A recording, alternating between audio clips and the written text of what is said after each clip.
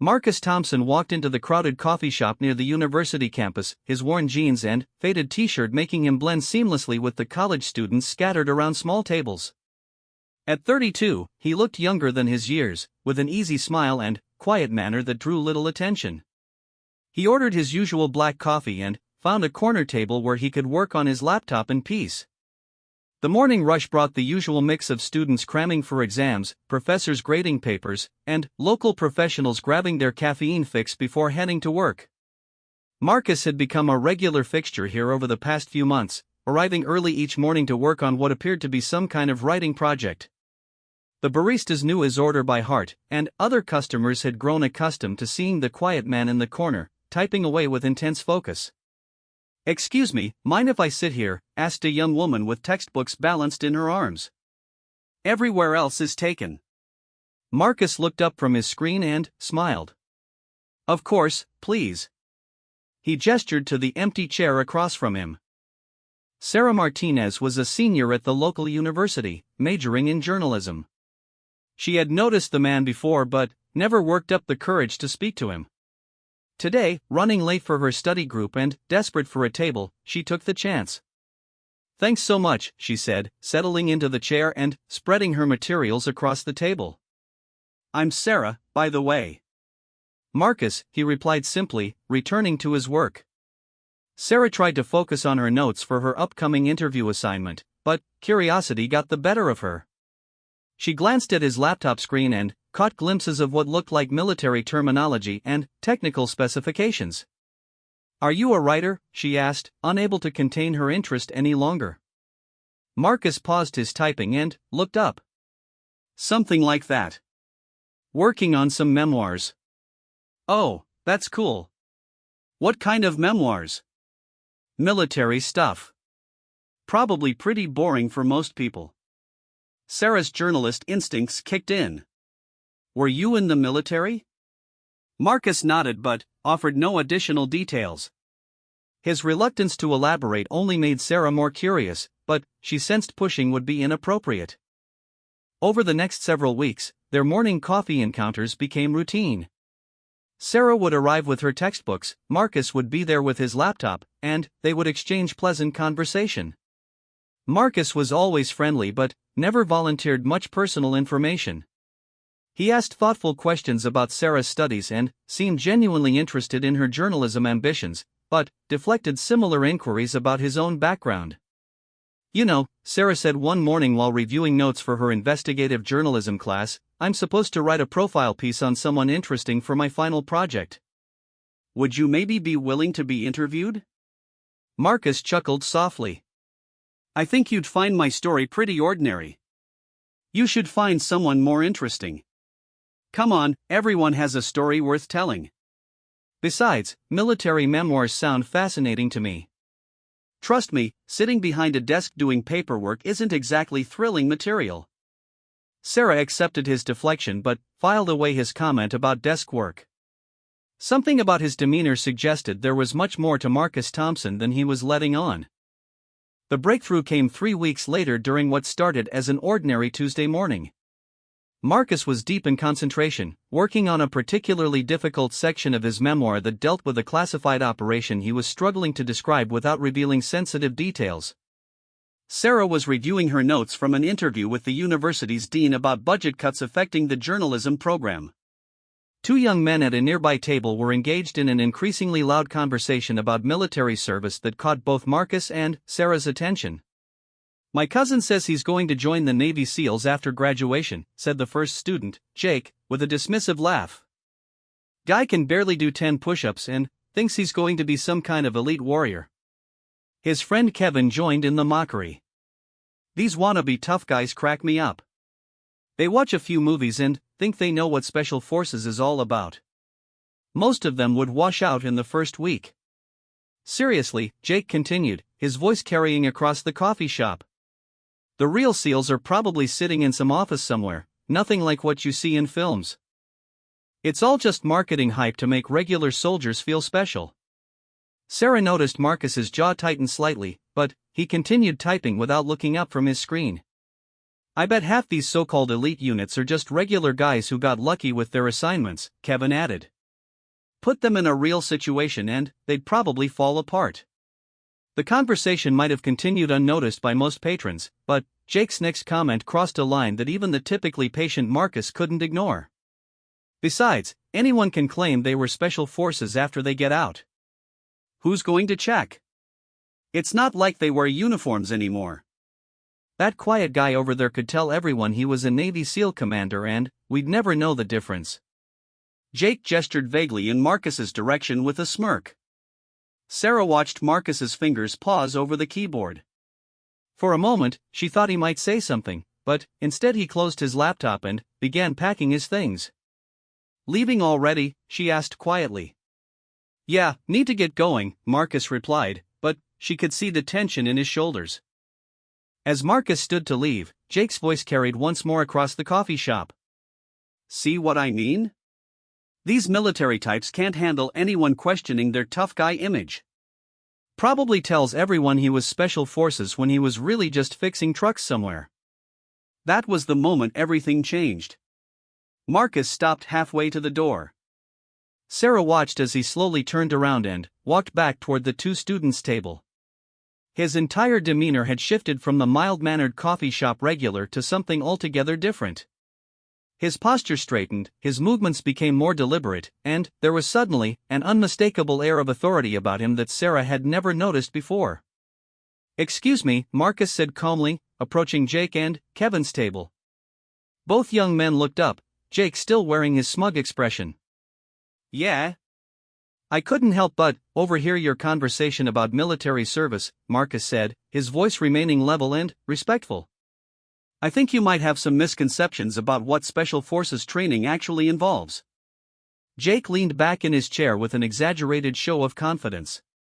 Oh really? And you're an expert because... I'm just suggesting that making assumptions about people's service records might not be the wisest approach. Kevin jumped into the conversation. Look, man, we're just having a private discussion. No need to get all defensive. I'm not defensive, Marcus replied calmly. I'm trying to educate you before you embarrass yourselves further. Jake's smirk widened. Embarrass ourselves? Dude, are you seriously going to stand there and claim you were some kind of special forces operator? Because that's exactly the kind of stolen valor nonsense we were just talking about. The coffee shop had grown noticeably quieter as other patrons began to notice the confrontation. Sarah found herself leaning forward in her chair, fascinated by the dramatic change in Marcus's presence. I never claimed anything, Marcus said evenly. But, since you brought up the topic of Navy SEALs specifically, and since you seem so confident in your opinions about their capabilities and authenticity, perhaps we should have a more informed discussion. This should be good, Jake said, turning to his friend with obvious amusement. Go ahead, tell us all about your secret military career. Marcus reached into his wallet and pulled out what appeared to be a simple business card. He placed it on the table in front of the two students without saying a word.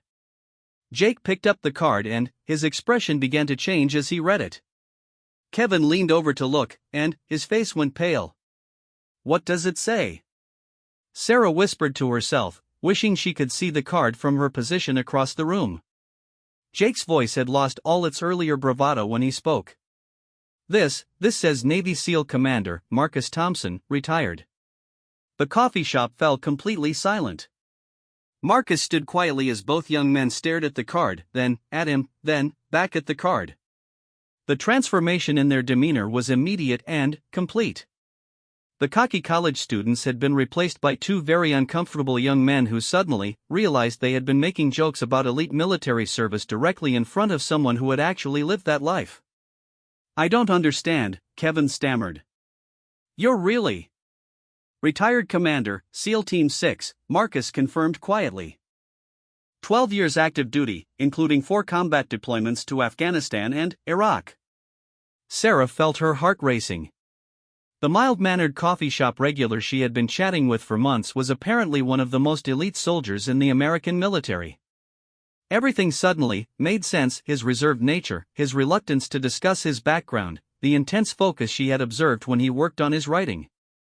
Jake attempted to recover some dignity. Well, how are we supposed to know? You don't exactly look like. Like what? Marcus asked, genuine curiosity in his voice.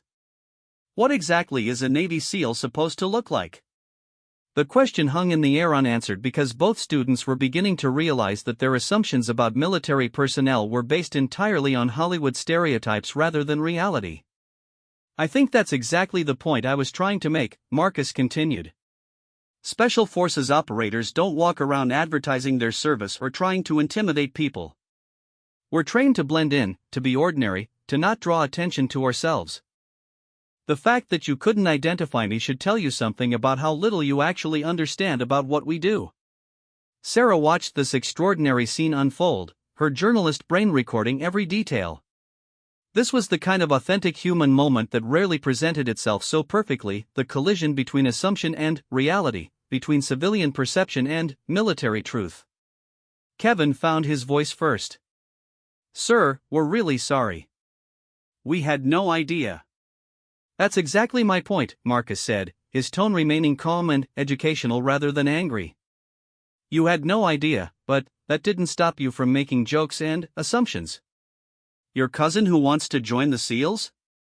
Maybe he has what it takes, maybe he doesn't.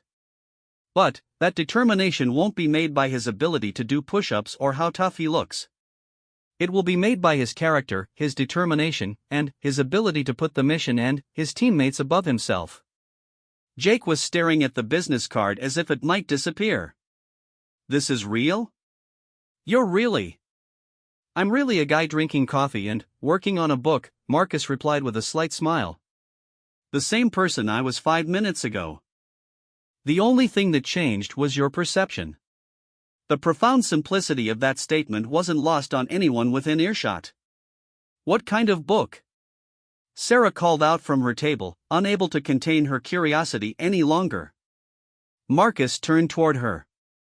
Memoir. Trying to capture some of the experiences and the people I served with. It's harder than I thought it would be. I bet it's an incredible story, she said. They all are, Marcus replied. Every person who serves has an incredible story. The problem is, most people don't want to hear the real stories.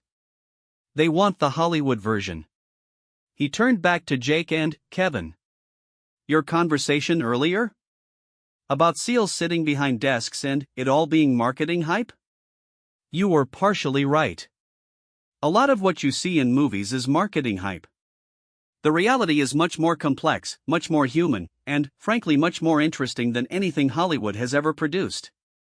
Jake was still holding the business card. Could you tell us about it? About what it's really like? Marcus looked at the two young men for a long moment, as if weighing whether they were genuinely interested or just trying to recover from their embarrassment. The first thing you need to understand, he said finally, settling into an empty chair at their table, is that everything you think you know about Special Forces is probably wrong. Sarah quietly gathered her materials and moved to a table closer to the conversation. This was turning into the story of a lifetime, and her journalist instincts told her she was witnessing something remarkable. SEAL training doesn't make you superhuman, Marcus continued.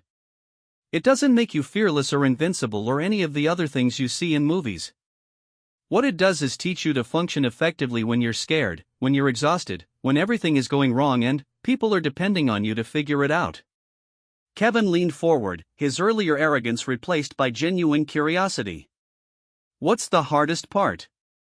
The hardest part, Marcus said thoughtfully, isn't the physical training or the dangerous missions.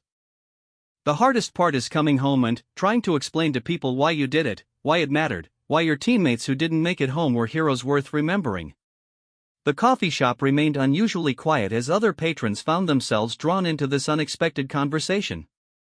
That's why I'm writing the book, Marcus continued.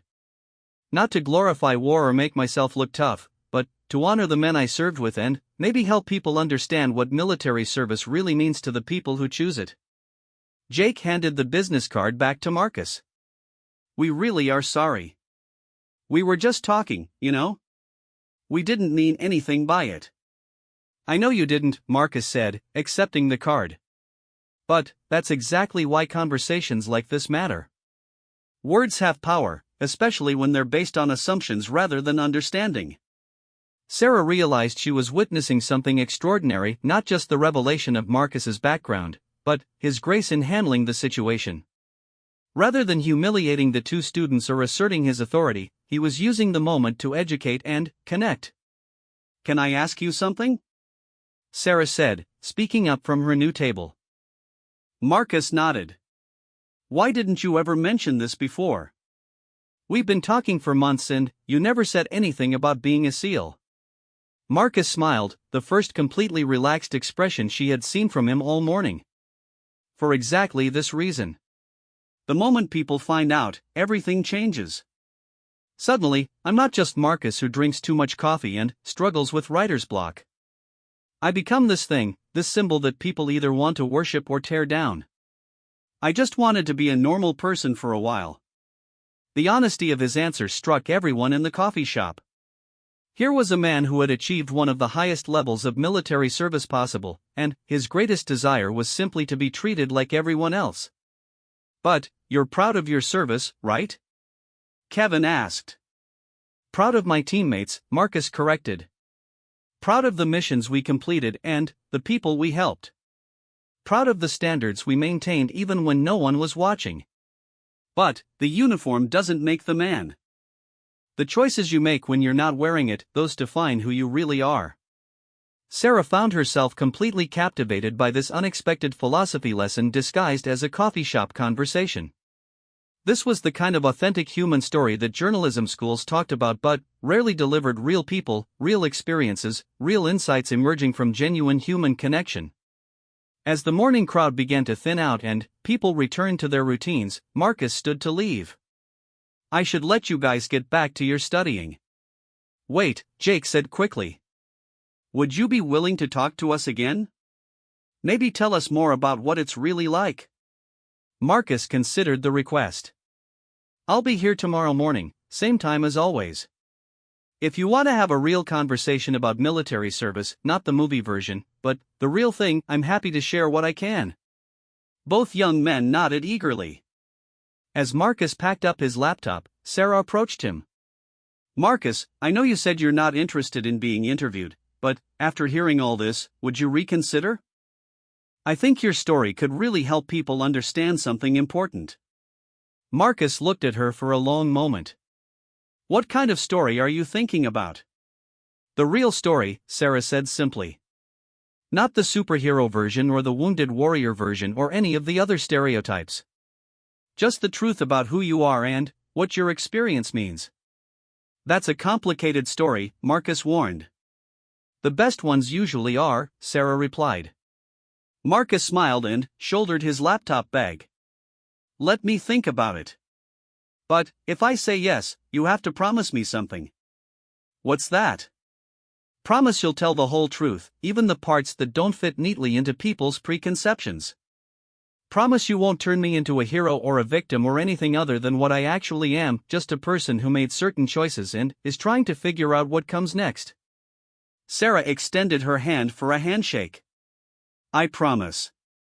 As Marcus left the coffee shop, the atmosphere slowly returned to normal.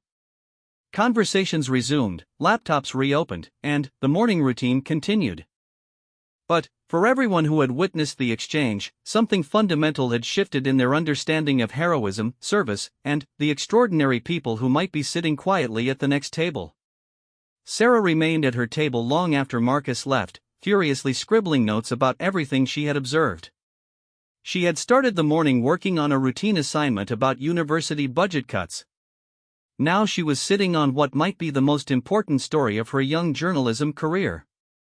The question was whether Marcus would trust her enough to tell it. 3 days passed before Sarah saw Marcus again at the coffee shop. She had arrived early each morning, hoping to continue their conversation, but he hadn't shown up at his usual time. When he finally walked through the door on Friday morning, she noticed something different about him, a slight tension around his eyes, as if he had been wrestling with a difficult decision. "Good morning," Sarah said as he approached the counter to order his usual black coffee. Marcus nodded but didn't immediately join her at the table. Instead, he stood at the counter for several minutes, staring out the window at the campus beyond.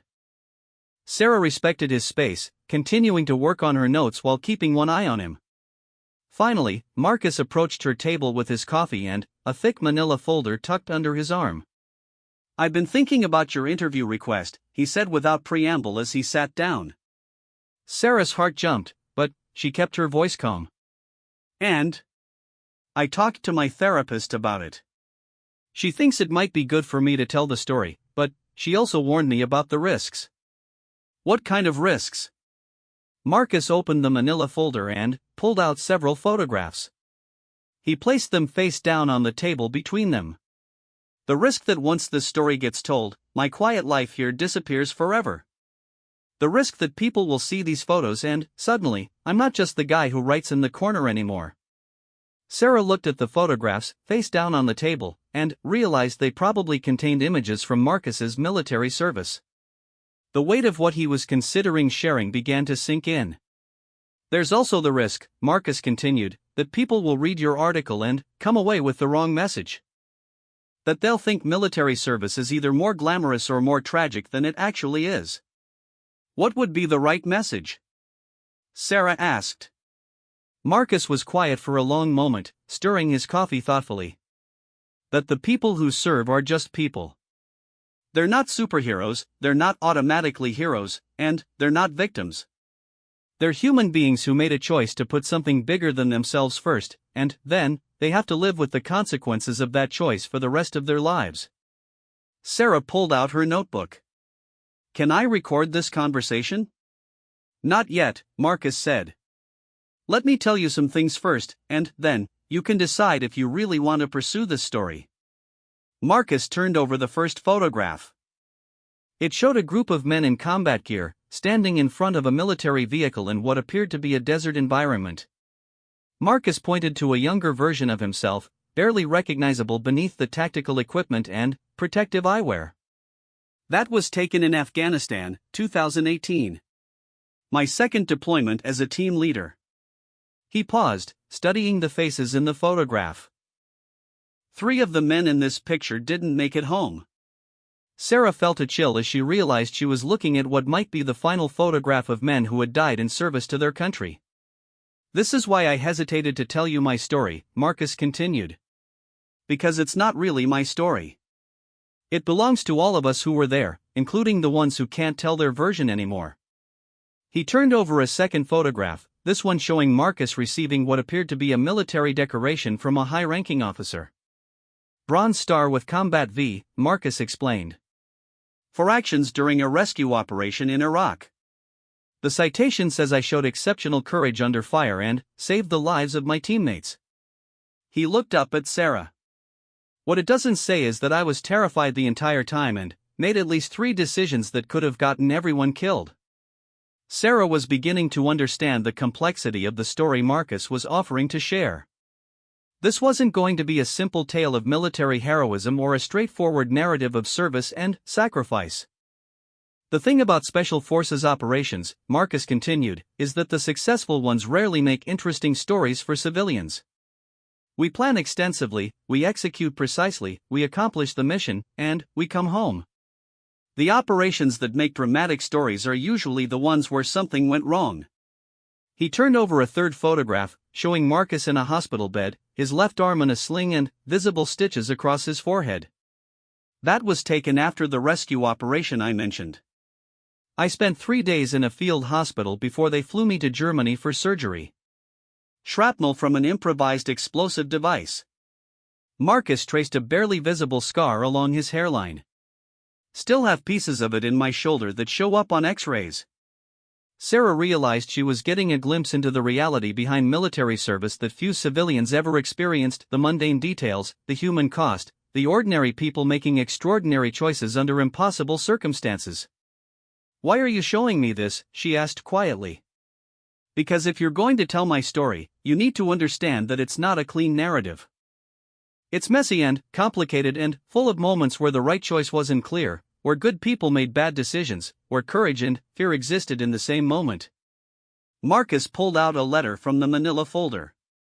The paper was worn, as if it had been read many times. This is from the mother of one of my teammates who was killed in action. She wrote to me 6 months after the funeral. Marcus handed the letter to Sarah. Go ahead, read it. Sarah unfolded the letter carefully, aware that she was holding something deeply personal. Dear Commander Thompson, she read aloud. I wanted to thank you for the letter you sent after Michael's funeral. You probably don't remember, but you told me that Michael talked about his family constantly and that he carried my last letter to him on every mission. You said he was proud to serve alongside you and that his sacrifice meant something. I need you to know that your words have helped me begin to heal. I also need you to know that I don't blame you for what happened. Michael chose this life, and he believed in what you were all fighting for. Please don't carry guilt that isn't yours to carry. Sincerely, Helen Patterson. Sarah felt tears forming as she handed the letter back to Marcus. That letter probably saved my life, Marcus said simply. I was drowning in survivor's guilt and questioning every decision I had made as a leader. Mrs. Patterson's forgiveness helped me understand that honoring her son's sacrifice meant continuing to live, not punishing myself for surviving when he didn't. The coffee shop buzzed with normal morning activity around them, but Sarah felt as if she and Marcus existed in a separate space where profound truths were being shared. I'm starting to understand why you were reluctant to tell this story, she said. There's more, Marcus continued. After I retired from active duty, I spent 2 years struggling with the transition to civilian life. I couldn't figure out how to be a regular person after spending 12 years as part of something larger than myself. I drank too much, I pushed away friends and family, I convinced myself that nothing I did as a civilian would ever matter as much as what I had done in uniform. Marcus pulled out another document from the folder, what appeared to be a medical form. I was diagnosed with post-traumatic stress disorder and depression. I spent 6 months in therapy before I could sleep through the night without nightmares. I'm still in therapy now, working through issues related to leadership trauma and survivor's guilt. Sarah was struck by Marcus's matter-of-fact tone as he discussed what must have been the most difficult period of his life. Why are you telling me this? She asked. Because this is the part of military service that people don't want to talk about, Marcus replied. Everyone wants to hear about the heroic missions and the brotherhood and the honor of serving your country. Those things are all true, but they're not the complete truth. The complete truth includes the cost not just to the people who serve, but to their families, their communities, and their own sense of identity when the service ends. Marcus leaned back in his chair, seeming to gather himself for what came next. I didn't become a writer because I wanted to tell war stories, he continued. I became a writer because I needed to figure out how to transform the most intense experience of my life into something that could help other people understand what military service actually means. And what does it mean? Sarah asked. Marcus was quiet for several minutes, watching the college students and faculty moving through their morning routines outside the coffee shop window. It means choosing to be part of something bigger than yourself, even when you don't agree with every aspect of it, he said finally. It means learning to make life and death decisions with incomplete information and, then, living with the consequences. It means discovering capabilities you never knew you had and accepting responsibility you never wanted. He turned over one more photograph, this one showing Marcus in dress uniform at what appeared to be a formal military ceremony. That was taken at my retirement ceremony 24 months ago. I thought I knew who I was and what came next. Marcus smiled ruefully. Turns out, learning to be a civilian is harder than learning to be a SEAL. Sarah found herself completely absorbed in Marcus's story, but also aware of the enormous responsibility he was placing on her shoulders. This wasn't just a human interest piece about a local veteran, this was a complex narrative about identity, service, sacrifice, and the challenge of finding meaning after extraordinary experience. Marcus, she said carefully, if I write this story, what do you want people to take away from it? Marcus closed the manila folder and looked directly at her.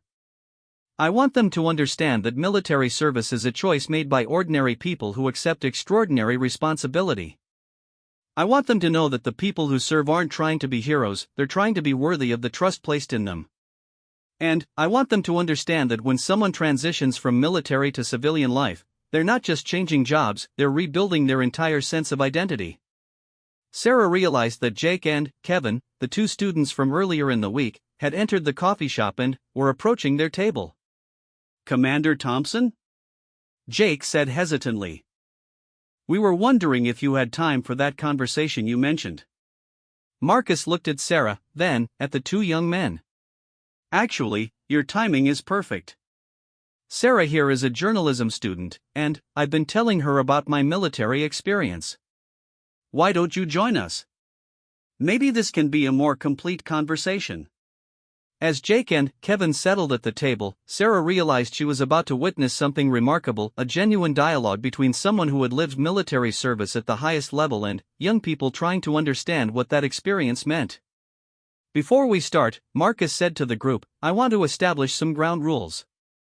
I'm willing to share my experiences, but I won't glorify war, I won't pretend that military service is right for everyone, and I won't sugarcoat the costs."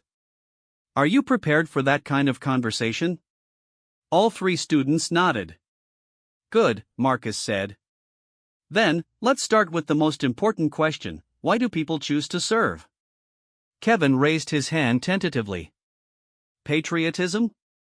"That's part of it for some people," Marcus agreed. "But it's more complicated than that. Some people serve because they believe in the ideals their country represents, even when they disagree with specific policies. Some serve because they want to be part of something larger than themselves. Some serve because they want to test their limits or prove something to themselves.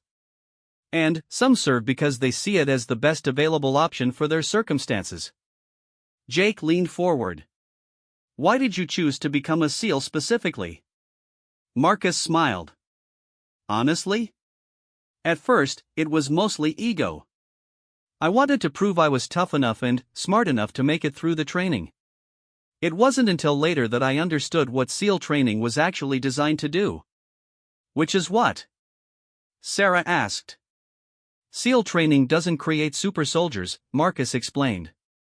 "It identifies people who can function effectively under extreme stress and, then, teaches them to work as a team under those conditions. The physical training is just a way of creating stress. The real test is whether you can think clearly, communicate effectively, and put the mission and your teammates above your own comfort when everything is going wrong." Sarah was frantically taking notes, realizing that Marcus was providing insights into military service that she had never encountered in any of her journalism classes. "Can you give us a specific example?" Kevin asked. Marcus considered the question carefully. "During BUDS, that's basic underwater demolition SEAL training, there's an exercise called drown-proofing. You have to swim 50 meters underwater while your hands and feet are tied together. The point isn't to see if you can hold your breath long enough. The point is to see if you can stay calm and think logically when your brain is screaming that you're about to die." Jake looked skeptical. "That sounds pretty extreme." "It is extreme," Marcus agreed. "But combat is extreme. Life and death decisions are extreme. If you can't handle controlled stress in a training environment, you can't be trusted with other people's lives in a real emergency." Sarah realized she was witnessing an extraordinary teaching moment. Marcus wasn't just answering questions, he was helping three young civilians understand the philosophy behind elite military training. "What's the biggest misconception people have about special forces?" Sarah asked. "That we're somehow different from everyone else," Marcus replied immediately. "People think SEALs are fearless or that we don't feel pain or that we're naturally aggressive. The truth is, we feel fear just like everyone else. We just learn to act effectively despite the fear." Kevin looked puzzled. "But don't you have to be naturally tough to make it through the training?" "Physical toughness helps," Marcus acknowledged. "But mental resilience is much more important." "I saw plenty of guys who could bench press 300 pounds wash out of training because they couldn't handle the psychological pressure. And I saw smaller guys who looked like accountants make it through because they refused to quit no matter what." Jake pulled out his phone and began recording the conversation. "Is it okay if I record this?" "This is incredible stuff." Marcus nodded. "Just remember that this is one person's perspective. Other veterans might have different views or different experiences. What was your first combat mission like? Sarah asked. Marcus was quiet for a long moment, and Sarah could see him weighing how much to share. Terrifying, he said finally. Not because I was afraid of getting killed, but because I was afraid of making a mistake that would get my teammates killed. I had trained for years for that moment, but when it actually happened, I felt completely unprepared. How did you handle it? Kevin asked. I focused on my training and trusted my team, Marcus replied. That's really all you can do. You prepare as much as possible, you surround yourself with people you trust, and then, you execute the plan while adapting to whatever actually happens. Sarah could see that Marcus was becoming more comfortable with the conversation as it progressed. His answers were becoming more detailed and more personal. What's the hardest part about coming home? She asked. Marcus's expression grew more serious. Learning to care about civilian problems. When you've spent years dealing with life and death situations, it's hard to get invested in things like traffic jams or work deadlines or neighborhood disputes. Everything seems trivial by comparison. Is that why you came here to write? Jake asked. To get away from all that? Partly, Marcus agreed. But also because I needed to figure out how to be useful again. In the military, my purpose was clear: protect my teammates and complete the mission. As a civilian, I had to discover a new sense of purpose. And, have you? Sarah asked. Marcus looked around the coffee shop, taking in the students studying for exams, the professors preparing for classes, the ordinary people living their ordinary lives. I think so, he said slowly. I think my new mission is to help bridge the gap between military and civilian life. To help veterans transition successfully and to help civilians understand what military service actually means. Sarah realized that this conversation was becoming the foundation of her article. Not just the revelation of Marcus's identity, but this genuine dialogue about service, sacrifice, and the challenge of finding meaning after extraordinary experience. One more question, Kevin said. Do you miss it? The military life? Marcus smiled, but Sarah could see sadness in his expression. I miss the clarity. I miss knowing exactly what was expected of me and feeling confident in my ability to deliver. I miss the brotherhood and the sense that what we were doing mattered. But I don't miss the stress, the constant deployments, or the weight of responsibility for other people's lives. As the morning crowd began to thin out, Sarah realized that several other patrons had been quietly listening to their conversation. The revelation of Marcus's background had transformed a routine coffee shop morning into an impromptu seminar on military service and civilian-military relations.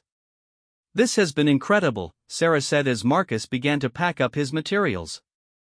Would you be willing to continue this conversation for the article? Marcus looked at Jake and Kevin, then back at Sarah. On one condition. If you write this story, I want it to include their perspectives too. I want people to see how these conversations can happen, how civilians and veterans can talk to each other honestly without judgment or preconceptions. Sarah felt a surge of excitement as she realized the article was evolving into something much more significant than a simple profile piece. This could be a story about dialogue, understanding, and the possibility of bridging one of the most significant gaps in American society. I think that's a fantastic idea, she said. As they prepared to leave, Marcus turned to Jake and Kevin. You asked me if I miss military life. Let me ask you something. What do you think you'll miss about college when you graduate? The two students looked thoughtful. The friends, Jake said finally. The sense of belonging somewhere. The feeling that what we're doing matters, Kevin added. Marcus nodded. That's exactly what veterans miss about military service. Keep that in mind when you meet other veterans. We're all just trying to find that sense of belonging and purpose again. As the four of them left the coffee shop together, Sarah realized that Marcus had just provided the perfect ending for the second part of her story. But she also realized that the most important part of the narrative was still to come, the question of what happens next, both for Marcus and for the broader relationship between military and civilian America. The article that Sarah Martinez published 3 weeks later in the university newspaper would eventually be picked up by national media outlets, but its immediate impact was felt most strongly in the small college town where Marcus Thompson had found refuge in anonymity. The story, titled The Veteran Next Door, A Conversation About Service and Sacrifice, fundamentally changed how the community viewed both military service and the people who had chosen to serve. Marcus arrived at the coffee shop the morning after the article's publication to find a line of people waiting to speak with him. Word had spread quickly across campus and throughout the town that the quiet man who wrote in the corner was actually a decorated Navy SEAL commander with 12 years of combat experience. "I'm not sure I'm ready for this," Marcus confided to Sarah as they watched the crowd gathered outside the coffee shop. "You don't have to talk to everyone," Sarah assured him. "But I think you might be surprised by what people want to say." The first person to approach Marcus was Dr. Elizabeth Chen, a professor of psychology at the university who specialized in trauma and recovery. "Commander Thompson," she said respectfully, "I wanted to thank you for your honesty about post-traumatic stress and the challenges of transitioning to civilian life. Too many of our veterans suffer in silence because they're afraid of being seen as weak." Marcus accepted her handshake gratefully. "It's just Marcus now, and thank you." That was one of the hardest parts of the story to share. "It was also one of the most important parts," Dr. Chen replied. "I run a support group for veterans on campus. Would you be willing to come speak to them sometime? Not as an expert or a celebrity, but as someone who's walked the path they're walking?" Marcus considered the invitation. "What would you want me to tell them?" "The truth. That recovery is possible, that asking for help is a sign of strength, and that their service matters even when they're struggling to figure out what comes next." Sarah watched this exchange with growing understanding of the ripple effects her article was creating. Marcus's willingness to be vulnerable about his struggles was giving other people permission to acknowledge their own challenges. The next person waiting to speak with Marcus was Tom Rodriguez, a middle-aged man wearing a Vietnam veteran's cap. "Son," Tom said, extending his hand, "I wanted to thank you for what you said about coming home. I've been trying to explain that feeling to my family for 40 years, and you put it into words better than I ever could." Marcus shook the older veteran's hand with obvious respect. "Thank you for your service, sir. Vietnam was a different war, but some of the challenges never change." "That's exactly right," Tom agreed. "Different war, same feeling of being stuck between two worlds. Mind if I ask you something?" "Of course." "How do you deal with people who want to make you into either a hero or a victim? Seems like folks can't just let you be a regular person who happened to serve." Marcus smiled ruefully. "I'm still figuring that out. But I think the key is being honest about both the meaningful parts and the difficult parts. When you tell the whole truth, it's harder for people to turn you into a symbol." Sarah noticed that Jake and Kevin, the two students whose initial comments had sparked this entire journey, were standing nearby listening to the conversation. "Jake, Kevin," Marcus called out to them. "Come over here. I want you to meet someone." The two young men approached hesitantly. "Tom, these are the students I told you about in Sarah's article." "Jake, Kevin, this is Tom Rodriguez. He served in Vietnam." Tom studied the two young men for a moment, then smiled. "You boys are the ones who thought they had it all figured out, huh?" Jake looked embarrassed. "Yes, sir. We said some pretty stupid things." "Hell, son, we all say stupid things when we're young," Tom laughed. "The trick is learning from it." "What did you learn?" Kevin spoke up. "That we don't know as much as we thought we did. And that making assumptions about people based on how they look or act is usually wrong." "Good lessons," Tom nodded approvingly. "Mind if I share something with you boys?" Both students nodded eagerly. "When I came back from Vietnam, people spit on me and called me a baby killer. When Marcus here came back from his wars, people called him a hero and thanked him for his service." Both reactions missed the point. "What is the point?" Jake asked. "The point is that we're just people who did a job that needed doing," Tom explained. "We're not saints and we're not monsters. We're your neighbors and your classmates and your coworkers who happen to wear a uniform for a while. Sarah realized she was witnessing an extraordinary moment of intergenerational understanding between veterans from different eras and young civilians trying to make sense of military service. The morning continued with a steady stream of visitors, each bringing their own perspective to the conversation. Maria Santos, a single mother whose son was considering military service, asked Marcus about the decision to enlist. Dr. James Wright, a history professor, wanted to discuss the role of special forces in modern warfare. Even the coffee shop owner, Ahmed Hassan, shared his own story of fleeing war in his homeland and his gratitude for the American military personnel who had protected refugees. I think what's happening here is bigger than just my story, Marcus said to Sarah during a brief lull in the conversations. What do you mean? People are hungry for real dialogue about military service. They want to understand, but they don't know how to ask the questions or where to find honest answers. Sarah looked around the crowded coffee shop, noting how natural the conversations had become. Veterans were talking with civilians, older and younger generations were exchanging perspectives, and people from different backgrounds were finding common ground in their shared humanity. Have you thought about making this a regular thing? She asked. You mean like a formal program? Not formal exactly, but intentional.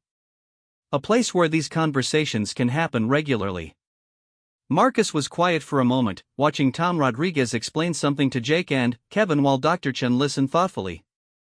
Actually, I have been thinking about something, he said finally. Remember how I told you my new mission was to bridge the gap between military and civilian life? Sarah nodded. What if we created a space where that could happen systematically? Not just random encounters, but regular opportunities for veterans and civilians to have honest conversations about service, sacrifice, and what it means to be part of a community. The idea excited Sarah immediately. Like what? A speaker series? A discussion group? I was thinking more like a community center, Marcus said. A place where veterans could come to work on their transition issues, where civilians could come to learn about military experience, where families could get support for deployment and reintegration challenges. Sarah felt her journalist instincts kicking in again. That sounds like another story worth telling. How would something like that work? Marcus pulled out his notebook and began sketching ideas. We'd need space, obviously. Funding. Staff who understand both military and civilian cultures. Programming that serves real needs rather than just feel-good activities. What kind of programming? Career transition workshops for veterans. Financial planning help for military families. Counseling services that understand military trauma. Educational programs to help civilians understand what their veteran neighbors have experienced. As Marcus outlined his vision, Sarah realized she was witnessing the birth of something potentially transformative. The coffee shop revelation had evolved into a community conversation, which was now growing into a concrete plan for ongoing bridge building between military and civilian communities. I know someone who might be interested in helping with this, Dr. Chen interjected, having overheard their conversation. The university has been looking for community engagement projects, and this fits perfectly with our mission. Tom Rodriguez joined the conversation. The VFW has been struggling to stay relevant with younger veterans. This sounds like exactly what we need to connect with the Iraq and Afghanistan generation. Sarah realized that Marcus's simple decision to reveal his identity was creating something much larger than anyone had anticipated. The community was organizing itself around the idea of better understanding and supporting both veterans and civilians. There's something else, Marcus said, his voice growing more serious. If we're going to do this right, we need to address the hard truths, not just the comfortable ones. What do you mean? Sarah asked. We need to talk about the veterans who struggle with addiction. The families that don't survive deployment stress. The people who come home changed in ways that make civilian life nearly impossible. The military policies that don't serve the people we ask to implement them.